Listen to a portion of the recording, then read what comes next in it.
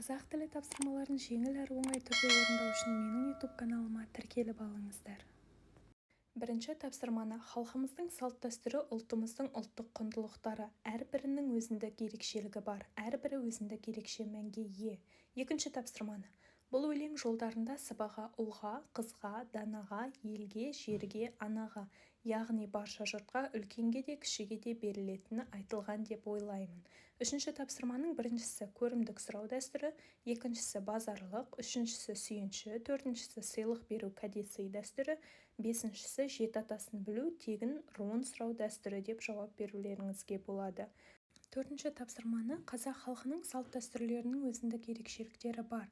Әрбірінің қолданылар орны мен мән-мағынасы сан алуан. Солардың бірі ерулік. Ерулік жаңадан көшіп келген көршісін үйіне танысу үшін қонаққа шақыратын жоралға.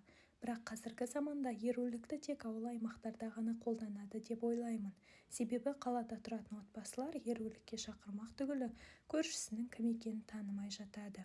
Бесінші тапсырмада сүйінші, құрмет, көрімдік сөздерін алып, орфоэпиялық айтылуы бойынша жанына жазып видеода сіздерге көрсетіп қойдым.